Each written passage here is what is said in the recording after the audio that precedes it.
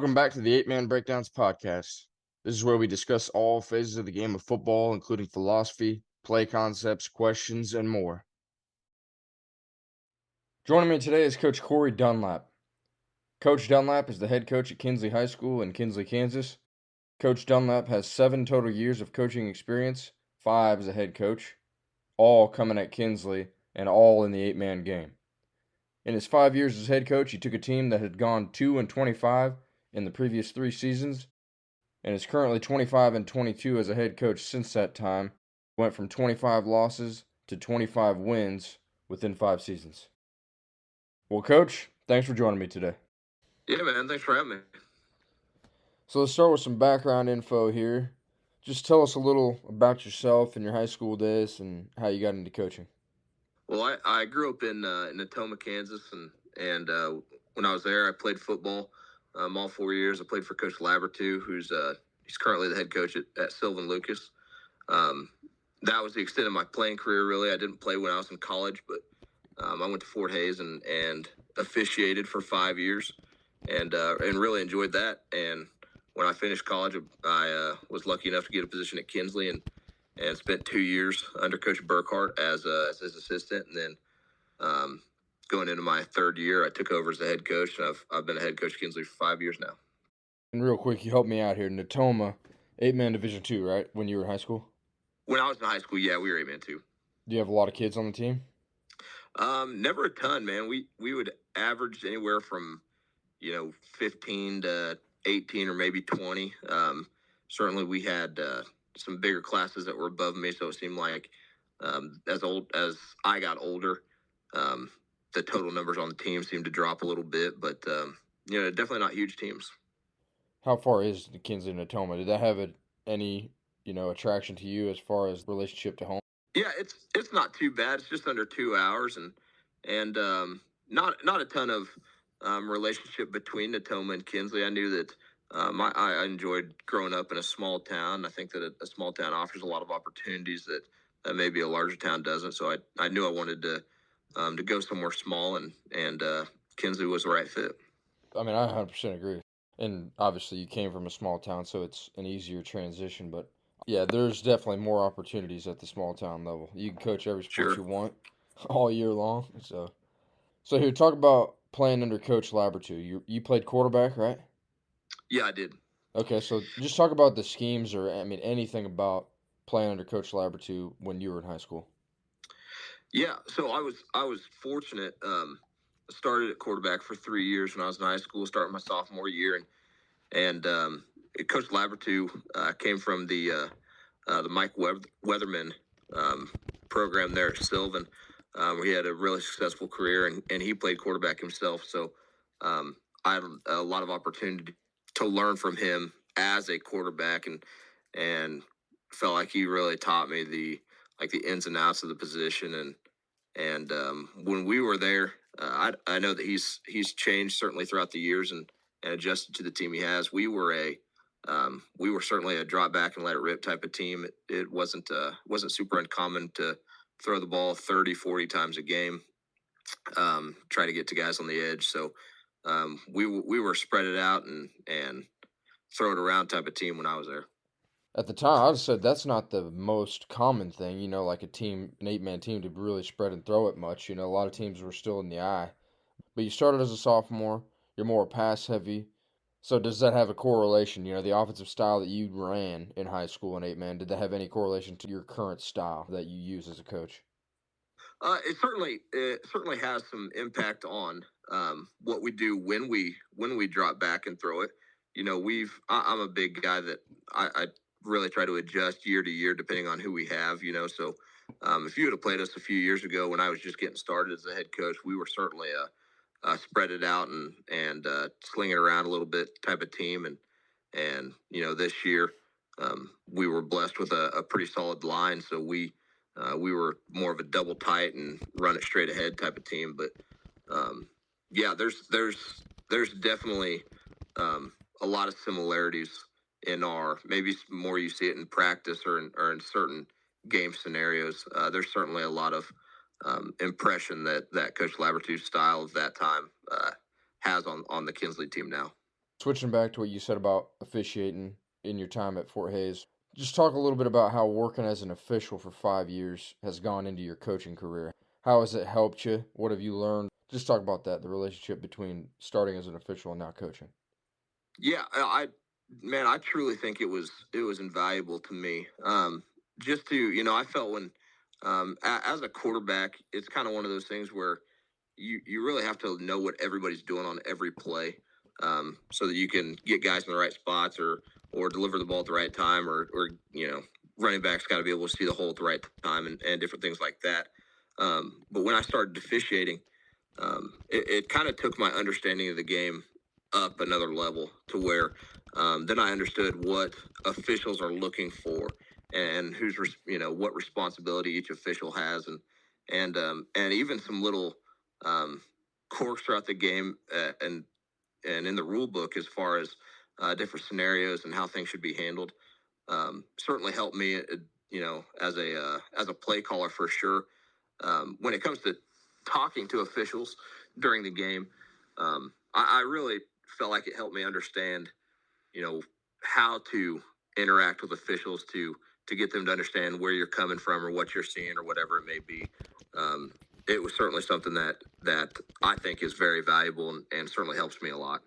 And I would agree with you too. I mean, I've never officiated. Having that closer relationship with an official or knowing how to respond and interact with officials, I mean, that's definitely beneficial. It certainly was. This next question is something I ask everybody, but what would you say separates you and your program from some of the other 8-man programs out there? Yeah, I don't know if there's anything special that we do necessarily, but um, we always focus on our culture to start. If we have, I'm a big believer that you can teach anybody anything. So when we show up day one, I've got to make sure that I've got kids that one are physically ready to play. We know that we've got to put in the work in the weight room and not just lift weights, but do all the other things to take care of our bodies. Make sure we're getting enough rest. Make sure we're eating a healthy diet to put on the kind of muscle that we need to put on. So physically, we got to be there. But then we have to understand that I truly don't care, and I think kids maybe think I'm joking when I first say that, but like I truly don't care who makes plays. I truly don't care who scores touchdowns or who makes tackles, as long as we score touchdown and we make tackles. And so sometimes, especially with young kids, it's a little tough to get them to understand the purpose of us as a team. Um, but we've been blessed the last couple of years. We have a lot of buy-in from our guys, and that certainly starts at the top. And so when we have good upperclassmen that can kind of set the tone for the underclassmen, it certainly helps a lot. So I don't know if we do anything special, but that certainly helps. And I've been fortunate enough that when I got to Kinsley, even when I was the assistant coach of the high school team, I've always been the head coach of the junior high team. So the kids kind of have that understanding by the time they get to high school, and they're certainly familiar with our terminology anyway. So that helps bridge that gap a lot. I mean, we had a couple freshmen this year that were in starting roles for us, and I'm not sure that would have been the case had they not had that kind of foundational work in junior high. If they know it when they get there, it's going to be that much easier and they're going to be that much more prepared when their chance comes. And unfortunately, with your injuries, it happened a little sooner than you probably wanted, obviously. But talk to me a little bit more about the physically prepared. You said that's always the focal point is being physically prepared at the highest level. So you're a high school weights teacher, right? Yep, yeah, I do. Okay. So then talk a little bit about that. How can you create or improve that athleticism to help your guys be physically prepared? What do you guys do? We do a lot of. I think maybe the term for it, or maybe it's an outdated term, but it's what I use is we do a lot of functional training. So we do a lot of like single body part lifts. We do a lot of dumbbell work and a lot of single leg work to build up not just our strength as a whole, but then our stability as well. A lot of plyometric work, especially in the off season, to make us more explosive. And then truly something that I didn't do when I started, foolishly didn't do when I started running the weights program here, but we do a lot of stretching throughout the. I mean, at the end of every class period, we take time to stretch our bodies out and do what we can to help prevent injuries. So You know as well as I do that you know you play 9 games at least in a season, and that's a lot of wear and tear on a 14 to 18-year-old body. And so we do whatever we can to minimize the risk of injury, while also trying to put on as much muscle as we can. So I would say, again, I'm not sure we do anything special. It's certainly a well-rounded approach. It's got to be something that, the time in the weight room is certainly valuable, but what you do outside of the weight room is just as valuable. Like I said, in terms of eating the right food and getting enough rest and drinking enough water and all that stuff sounds kind of elementary, but boy, howdy, it certainly helps when athletes really buy into that. Still talking about your functional training and stretching. I want to ask about it in the practice side of things. Are you guys physical in practice? I mean, are you hitting a lot in practice, or what's the week look like as far as trying to take care of our bodies? What's it look like? Yeah, so we go full pads Monday, Tuesday. We do our shell Wednesday, Thursday. We go in helmet, shoulder pads, and shorts. But we are about as live as it can get up front every day. So our line, I think that's incredibly valuable. Our line have to every day get the reps going as live as you can. Certainly Fridays are faster because game speed is hard to replicate. But um, we go pretty hard up front and get our big guys used to creating angles and getting their hands in the right spots and things like that. And we don't necessarily go to the ground every day. I mean, our tackling certainly isn't to the ground every day, but up front we do go pretty live. Outside, I mean, we don't cut block anybody or anything like that. We don't need a stupid one, but um, we do go pretty hard up front for sure. And then I wanted to jump back and talk about your junior high program. And I know you talked about the easy transition and the guys being ready when they get there, but so just tell me more about the small details, I guess, because I know you said you were the head coach for junior high in your first years before you even took over as head coach for high school. Talk about how your junior high program works. When do you practice? Do you guys go together? You coach it by yourself? Talk about that a little bit. Yeah, so I do. I mean, like I said, I've been the head coach of junior high now for 7 years and head coach of high school for 5. And it's been almost kind of an anomaly in small schools where we've had the same coaching staff for both junior high and high school for that amount of time. Even at high school, when I was the assistant, the head coach is my assistant, Coach Burkhart.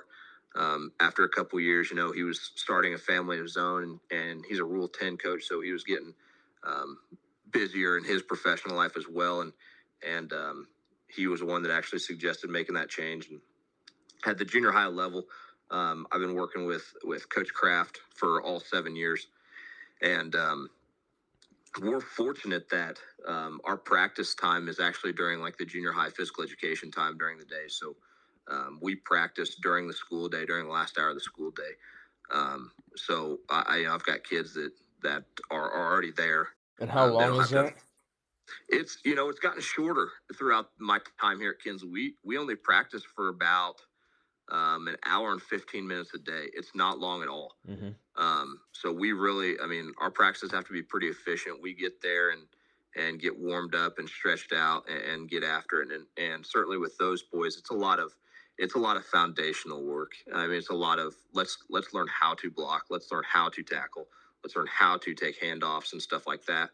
And then we keep things pretty simple. The terminology is the same, but as far as what we're doing, it's certainly simpler than what our high school crew does. So there's a little bit of crossover there. Normally we're finishing up junior high practice as the high school boys are going through our pre-practice routine.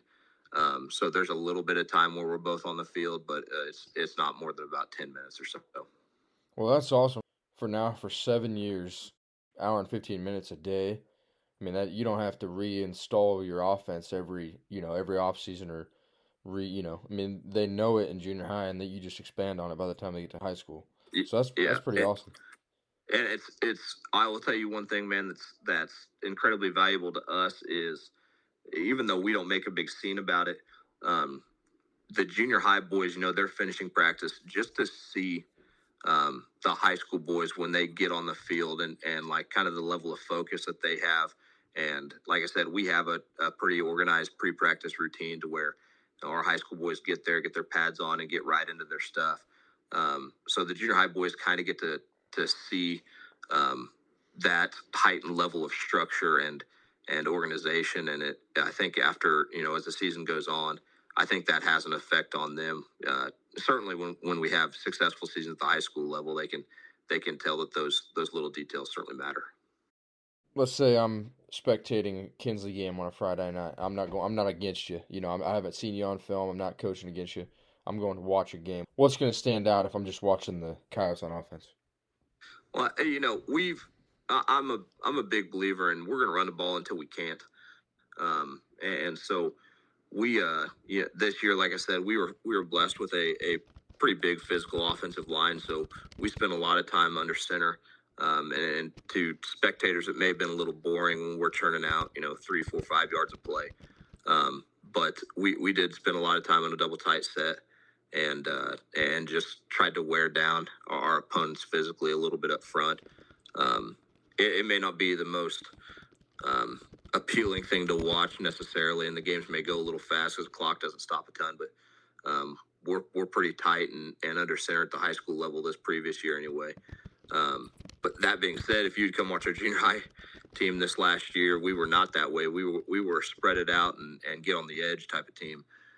So that's part of the versatility maybe that we have. And like I said, if you watched us a few years ago, we weren't a ground and pound type of team. So schematically, it varies for sure depending on who we got. But this year, yeah, you'd have seen a lot of handoffs between the tackles. I guess if you're using 11-man terms, you'd see a lot of handoffs between tackles to our two backs this previous fall. Yeah, again, adjusting to the guys you have, like you've talked about. You had the guys to do it, and you ran the ball till you couldn't.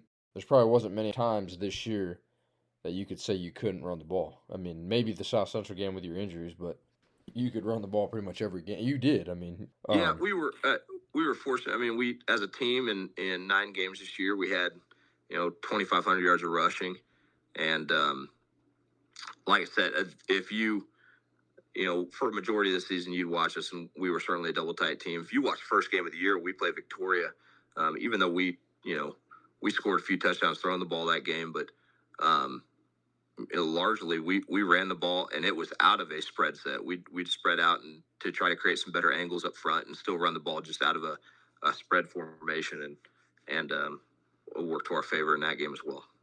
and you kind of already talked about your O line a little bit, how you guys are. I mean, obviously very physical, and you do your live blocking up front.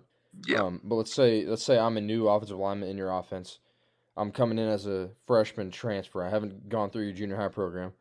How are you teaching your zone scheme or any run blocking schemes? How are you? What's the first thing you're teaching me? I guess.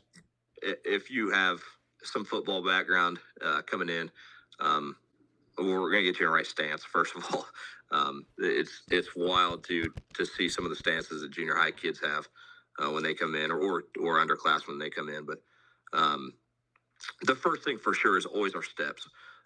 We kind of go through that and explain our terminology and make sure that it's important for us to step with the correct foot and understanding when we take our second step where our hand placement is and where to the defender we want to step to create the right angle. So the first thing is always our steps. And after that, we can start working on our actual assignment. We can start talking about how we want to get hip to hip on our double teams and how we want to climb up to backers and things like that.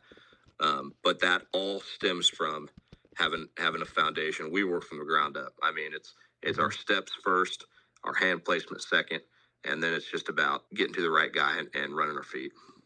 Can you kind of explain how you're teaching zone run scheme? So let's say that I'm that O lineman. My stance is good. I've been working on my steps. So now how are you teaching me the actual zone run scheme as an O lineman?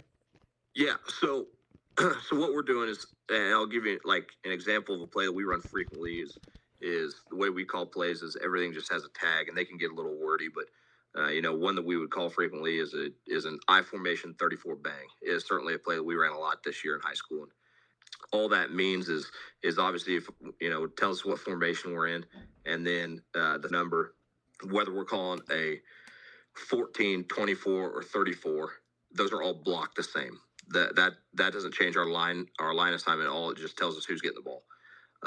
When we say like 34, we know that we're going to try to go ideally, which certainly, I mean, we know doesn't happen all the time, but we say 34. It's going to be somewhere between the center and our right end or our right tackle. So there's a couple gaps there that they could go through, and the backs just have to have the vision to find it.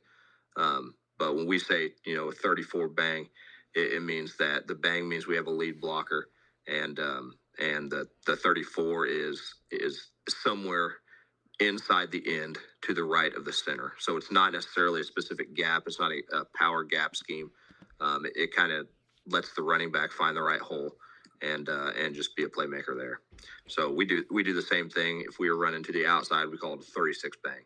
So then we know we're going somewhere from the end to the sideline, and it's just we got to find the right gap and get north and south as quickly as we can. Okay, so now let's say you're playing us last year. We tried running like a 4-man front against you guys. So let's say you're running the I formation, you call 34 bang, and we're running a 4-man front. We have our tackles on head up on the guard or potentially even in the A gap. How am I knowing 34 bang center who to block? How do you know?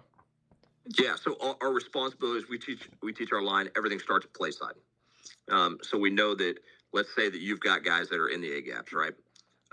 So we know that our end is going to be singled up with the defensive end, and since that defensive tackle is in the A gap between the center and the guard, that's going to be our first double team. And on this play, it's probably our only double team unless you bump your backside tackle out to the B gap. But if you're in that play side A gap, we're going to double team you, and our center knows that he's got to put his face mask in the guard's back and take the right steps, and he's got to get his head across that defensive tackle's head.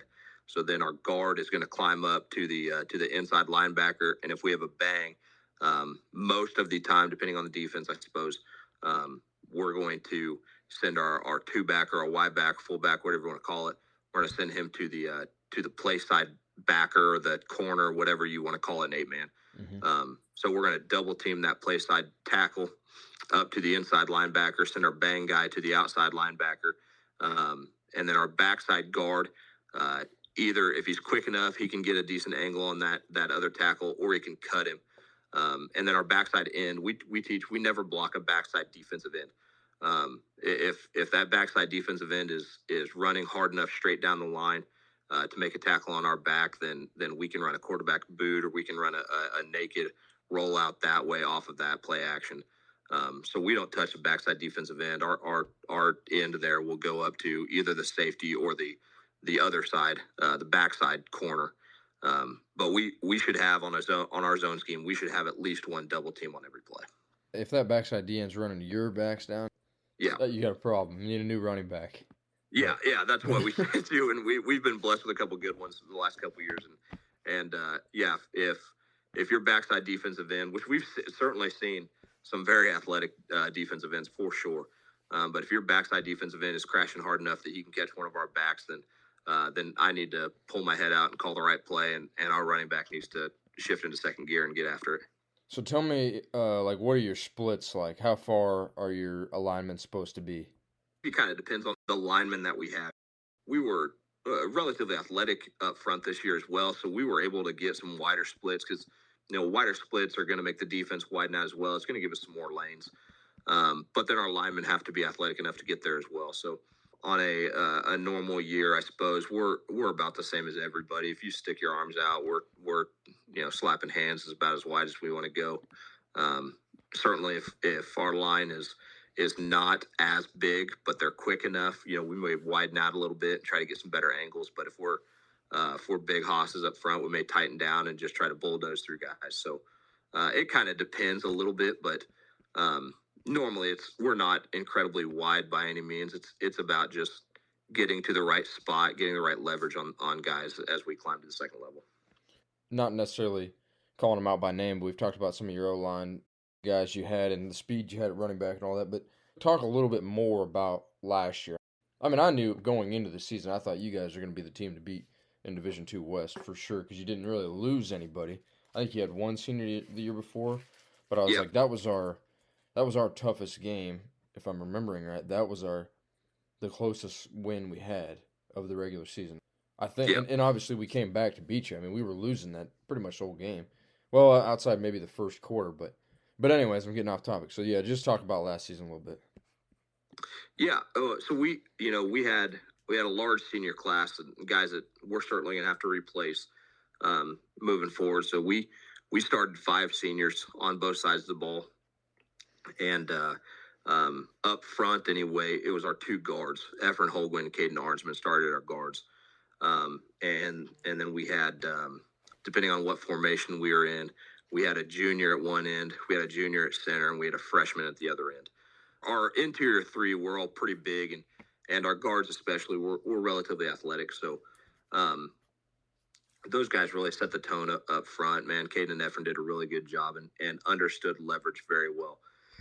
And then we go senior in our running back or in our backfield, and all three guys had pretty good speed, and all three were certainly capable of breaking some tackles. So we had a lot of continuity coming back.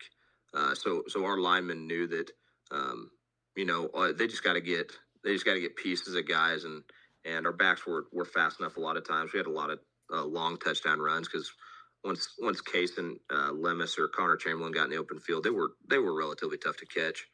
And so those guys, man, it's as well as I do that you can draw up a lot of schemes, you can do a lot of really intricate things, but if you don't have the guys that are willing to do it or physically can handle it, then it's kind of all for naught. So we had guys that had put in a lot of time getting their bodies right and had been in the system for 6 years by the time we finished this year. So they made life on me pretty easy. Tell us a little bit about what happened in the South Central game. We had a good start to the season, man. I think the week one win against Victoria was one of the funnest football atmospheres I've been in because man, Coach Oberly's a stud, and his team was obviously very good again this year, and we knew that was going to be a huge challenge to start off with week one. So, I think they were ranked anywhere from second to fourth, depending on what poll you looked at, and got a big win against them. And we ended up starting then the season 5-0, and go down to Coldwater, play South Central, and man, as people can talk about turnarounds, till their lips turn blue. But what Coach Westrup has done at South Central was phenomenal. Getting his boys to that, I don't even know, they might have been 4 or 5 last year. Going from that to playing in the state title game this year is unreal. Yeah. And we go down there and I think it's pretty competitive early. I think that we got the ball to start, and second play of the game, Case and Lemus runs for a long touchdown, and get a stop, and then they get a stop, and then they score a touchdown, and in the first half of that game, we lose our two starting running backs. Our backfield, Kaysen and Connor, go down with what turned out to be season-ending injuries, and that's certainly not an excuse for why we lost that game, because, like I said, it was a battle regardless. Even if they played, who knows what would have happened. But I think the bigger impact for us was defensively, because those two were our two linebackers as well.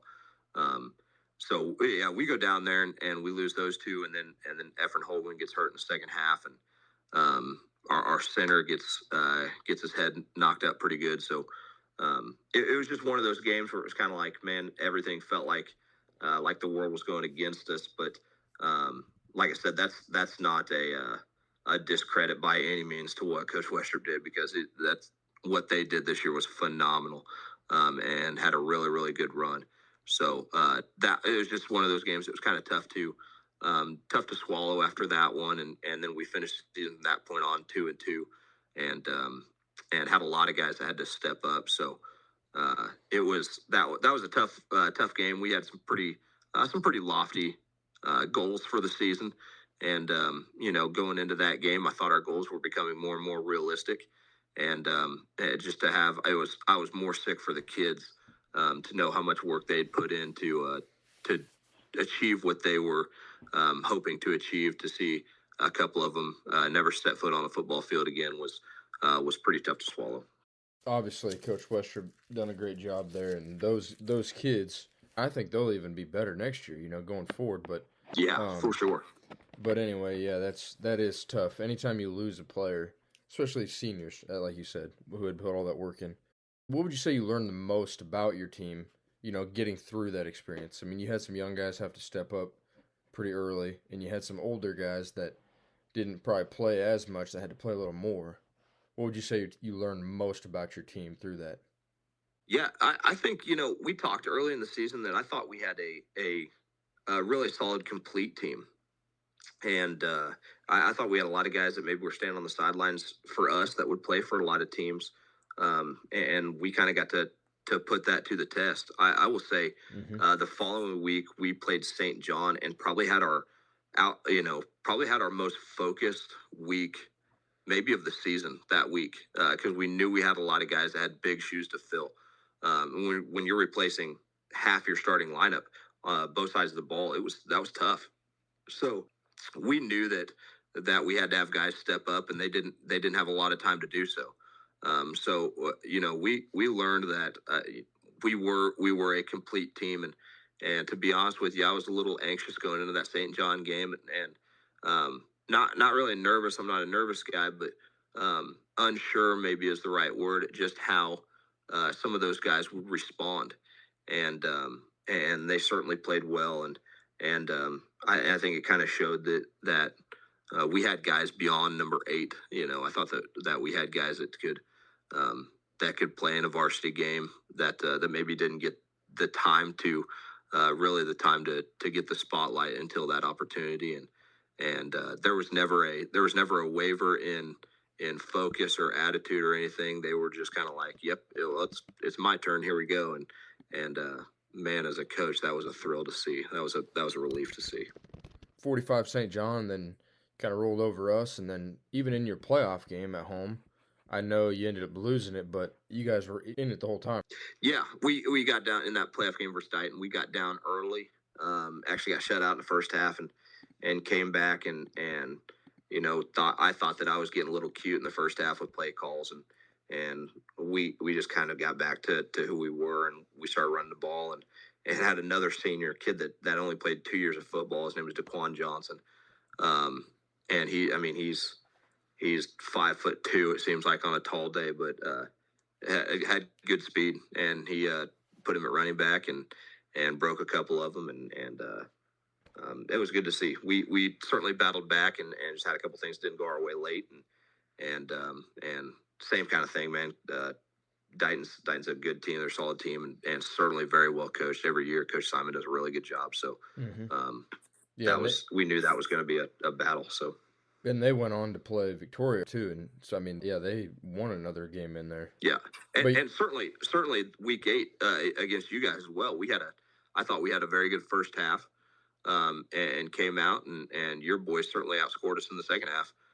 We had to dig down and find a way to hang on to that one too, because we got a little loose with it in that game as well. So yeah, I mean, how many turnovers did we have in that first half? yeah, But yeah, at halftime, we finally woke up a little. And did you guys get the ball to start the second half? yeah, we did. Yeah, that's what I said. Yeah, we did. I got one stop, and then we finally scored one, and then we could have potentially cut into the lead more, but we fumbled it going into the end zone. Yeah, But yeah, I was definitely proud of the way we played in the third and fourth quarter compared to the first half. But absolutely.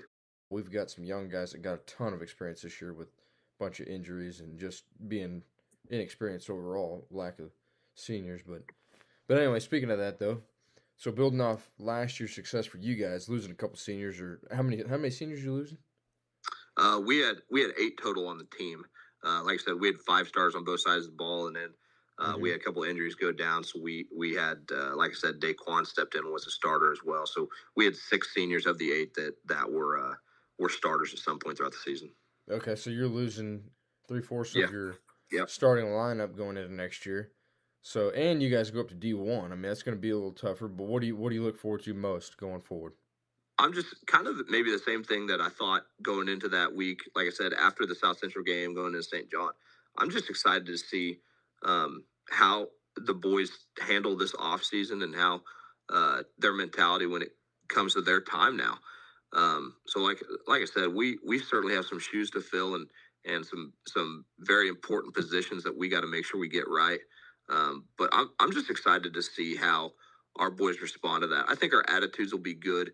I just want to make sure that we're ready for the daily grind that it takes to be a starter on a high school football team.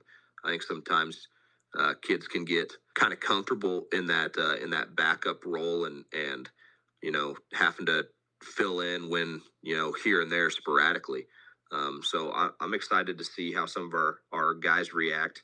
Losing certainly some of our more important, I guess, position players, as well as a ton of leadership. I'm just excited to see how the overall mindset of the team changes, or hopefully doesn't change going into this next fall. Yeah, and that is exciting, and hopefully those guys will step up, like you said. Hopefully they're not comfortable with a backup position. That will be exciting to see. Who is going to step up? Who is going to take over and be the new leader? So there's Dude, always a question you mark every year.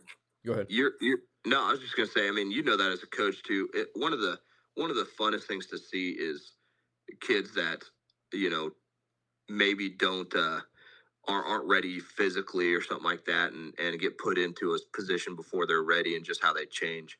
We had, and this was before I think Stafford was on our schedule, but before Peyton Schmidt, I had a quarterback named Isaac Bowman, he was an all-state guy his senior year, and if you'd looked at Bowman when he was a freshman, a kid weighed 95 pounds, soaking wet with pads on, and he certainly wasn't a monster of a man by the time he got to be a senior, but guys like that develop so much throughout 4 years certainly make me excited for the potential that some of the young kids we have now. Hopefully they can kind of make that jump as well. Oh, absolutely. That gets me thinking of Colson Minks from last year for us. Yeah, yeah, Up until last year, he was a backup quarterback to Gantz, and yeah, even if the game was decided 40-0 in the first half or whatever, if they're getting their butts kicked or if it's a JV game, and he had a chance to go in, they'd ask him, "Hey, you ready to go in?" He said, "Coach, don't put me in." Like that's what they said. They said he would hide on the bench and he had never wanted to get into a football game, and then turn around into his junior year, he started to make a few plays on defense, and then last year I asked him, well, it'd have been 2 years ago now, but in the summer before I came here, I asked him or right before the summer at a track meet, I just said, I think I'm going to put you at receiver. And he was like smiling and really happy about it and said, I've always wanted to play receiver, and anyway, it obviously showed he was very excited to do it, and now he's playing at McPherson doing it too, so. yeah. But yeah, that is the fun thing to see those guys develop or get out of their shell and see how great they really are going to be by that, hopefully early, but at least by their junior, senior year. But Isn't it like you call plays at Stafford, don't you? Or you did? yeah. Mm-hmm. Like, isn't it exciting? Doesn't it make your job so much easier when you have a kid and specifically one of your leaders, he comes over and he goes, "Hey, just give me the ball." Doesn't it make your job so much easier? Yeah. Speaking of that, one of the best things, and I've only been head coach for 2 years. I was assistant for about 7 years, 3 different schools. But being a head coach last year for the first time, calling plays, Josh Hildebrand, who was our tight end and defensive end number 43, he one game, I forget who we were playing. It might have been South Barber because that was a back and forth game. And we were putting up a lot of points. We were giving up a lot too. And anyway, it was a timeout, and I kind of just said, it was like a 3rd down and long because we had a couple bad snaps. Anyway, called a timeout, and I said, guys, what do you think? I mean, what are you thinking right here? I was more so asking Gantz than anything, quarterback. But Josh just says, Coach, whatever you call it, it's going to work. We just got to execute. And so, I mean, that's the best answer you can give a coach. I mean, we've practiced all of this. We just got to execute it, do our job, and it'll work. So that was... It's such a comforting thing, man. Yeah. It's like when we played this year, we played South Barber. Our Connor Chamberlain, our running back and middle linebacker was banged up from the week before. Kind of had an ankle injury that was hobbling up pretty good, and like he just it was wild. I actually caught quite a bit of flack after the game because he was visibly hurting out there, and some people were like, "Man, why didn't you take him out of the game?" And I'd tell him, I was like, "Do you want to come down there and tell that kid he's coming out of the game?" because he wasn't Yeah. listening to anybody. He Yeah. was like the first one on the field after kickoff, kick return. He's like, no, I'm staying in. Man, I ain't Hmm. coming out. Yeah, I mean, unless it's like a head injury, I mean, if they can play through it, it's football. Be a man. That's Yeah, what we want to teach kids is to be able to fight through. I mean, there are times that yeah, you gotta monitor or control or back him off. But yeah, a senior like that, he knew he could do it physically. He wasn't hurting mentally, from a concussion or right. nothing. Yeah, give him a chance. So here, last question then, coach. What's your biggest piece of advice to any current or upcoming football coaches out there? Man, like I said, I don't know if I'm the guy to be giving advice to anybody, but I think the biggest thing I've learned as a coach is like, um, man, have your priorities in line, and make sure that you the kids you have, make sure that they know that uh, they're not just football players to you, that they're people, and you can be the smartest coach in the world, with the best scheme and the best technology and stuff. And man, if you don't love your kids, you don't love what you do, they don't believe in you, you don't have that relationship, then it doesn't matter what you do, because it's not going to work.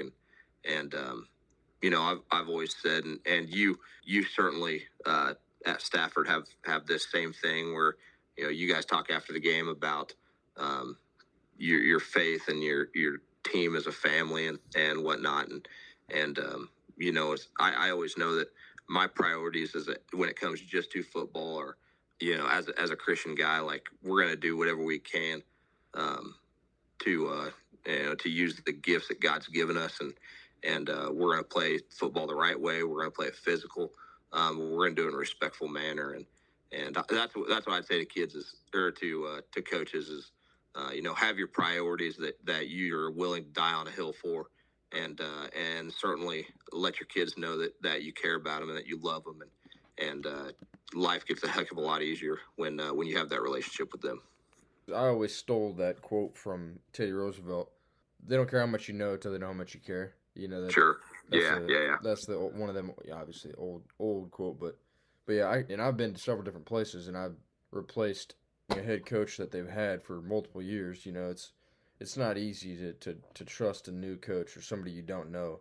So Sure. you gotta find ways to earn their trust and just be a caring person, like you said, care and love these kids more than just football players. They're not just football players, but Yeah. you, Well, you, and kind of like we just talked about with, you talked about the Hildebrand kid and I talked about Chamberlain kid. Like, you can show them that you have faith in them too by asking their opinion. mm-hmm, Like you talked about going in the huddle and asking what you're going to call, and you're showing them right away that, hey man, like, you guys have brains in your head too. Like, you guys know how to play the game of football. What do you think? And mm-hmm. and then to hear a kid turn around and go, man, coach, whatever you call, as long as we execute it, it's going to work. Like, what a great example of exactly what a player coach relationship should look like. I can't take any credit for that kid being a great leader because his family is an amazing family, and he obviously had a good coach before me too. And but yeah, if you ever get lucky enough to hear that, it doesn't top that. At least it hasn't for me.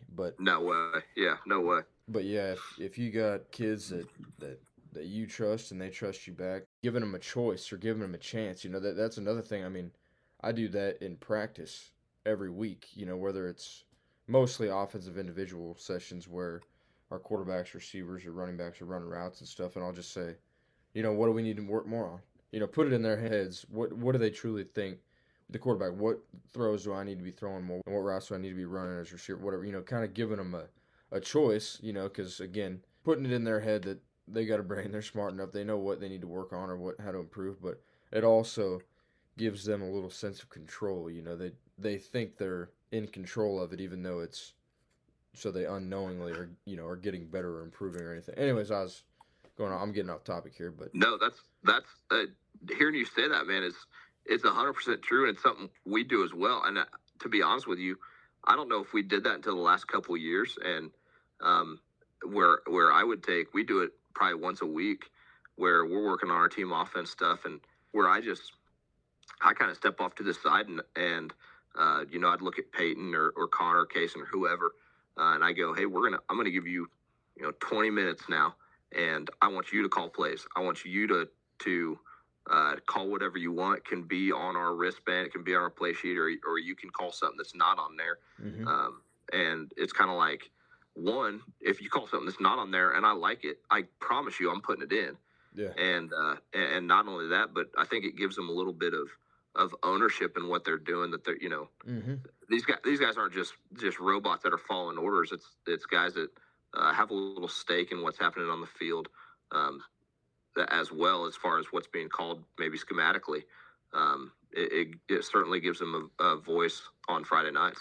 Yeah, and if it's your quarterback or even your running back or anybody, it's helping them visualize it ahead of time too. We got to think it out in the huddle, or we got to like if the quarterback is calling his own play in our scenario, he would have to signal the play to his teammates, and he has to know the signal, which they all know the signals. But another thing with that too, I do is after these individual offensive sessions, a lot of times I'll even just ask, are we ready to move on? Like are we like because I again putting the ownership on them, like Yeah. not just oh hey it's 5:30 we need to get moving on here. Do they think that we've gotten enough out of this drill today, or do we need more reps? Yeah.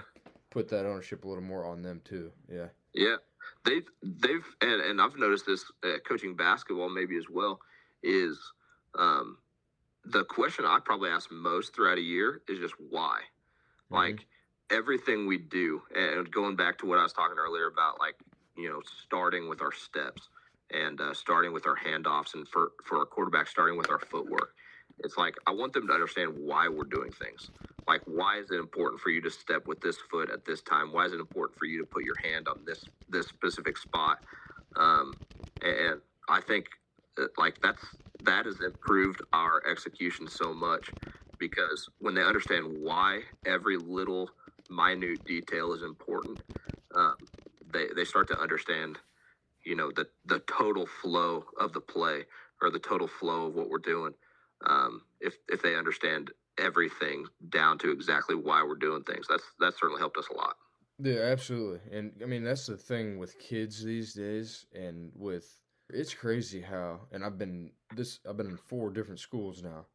But it's crazy how little, even the kids that are athletic kids, how little they actually go out and watch basketball or watch football, or Yeah, like the IQ, the sports IQ and knowledge of some of these kids is crazy how different it is, even just from our age, from yeah, 15, 20 years ago, where I grew up. That's what I mean. Me and my brother, that's all we did. And if we ever got a chance to watch TV and watch a football game or go to a game, we were watching. We yeah. knew what. It's crazy how kids are different. They have it's because they got all these different things on their phone. They never need to watch it live. Right. They can. And maybe I'm wrong, but it's No, crazy that. I agree with you 100%. And I mean, even going back to things that we've talked about, like when I talked about playing for Coach Labertu back in the day, it was like, you know, you learn even as a quarterback. Like I didn't play really any other positions, particularly offensively, but it was like it's just understanding the why for everything. It's like I understood why my linemen were blocking these guys specific ways. I understood why it was important for receivers to maybe cut off routes a little early or break a little sharper or things like that. I mean, just understanding why every little thing matters so much.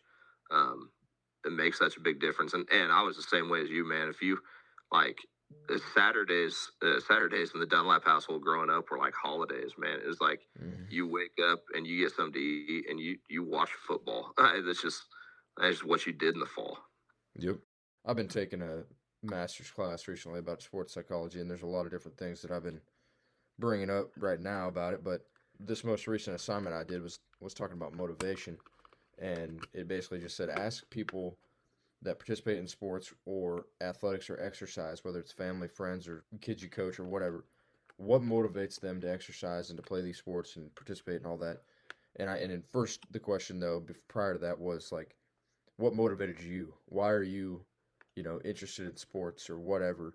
And the only thing I could ever think of was it was fun. Like when I was a little kid, or with my twin brother, our dad would, got the baseball bat or the wiffle ball bat out or the football or basketball, whatever. When we were little kids and having an identical twin brother, we just go outside and play. I mean, every day. Yeah, we're going out and playing as much as we can. And whereas kids these days, it's not until they get into junior high or even sometimes high school where they, realize the fun that they can have playing a sport with the team. But Yeah. and at that time, that's when you got to ask why more because they don't Yeah. know all the why behind it up to that point. But Right. It's certainly a noticeable trait. Like you have kids that, um, it's so frustrating. Like kids that don't take good angles. You know what I mean? Particularly defensively. mm-hmm. It's like, don't take good angles. You go play tag. You know what I mean? Like, go play the simplest game you can play. Exactly. And, Beat them to the and spot. Don't run where they were, yeah, yeah. And it's why it blows me away every year sometimes when you're like, hey, I see it more with linemen or linebackers. It seems like linemen and linebackers. Like, hey, you can't, if you're going to block this guy, you have to understand that he's moving toward the play too. Like you gotta beat him, just like you said. You got to beat him to a spot. And it's always kind of blown me away that how difficult of a concept sometimes that is for some kids to grasp. Just like to take good angles and not get beat to a spot. It's wild. So absolutely, I agree. Coaches need to teach the why behind it all. I agree 100%. Yeah. Thanks a lot for doing this. I appreciate you taking the time. Yeah. Yeah, man. I appreciate you having me. This was a lot of fun. And that's going to do it for this episode of the 8-Man Breakdowns podcast. If you ever have a question for me, feel free to comment down below on this video or visit my bio to shoot me an email. If you've learned anything or enjoy any of these videos, please click subscribe and check out some of my other videos right here. And as always, guys, thanks for tuning in.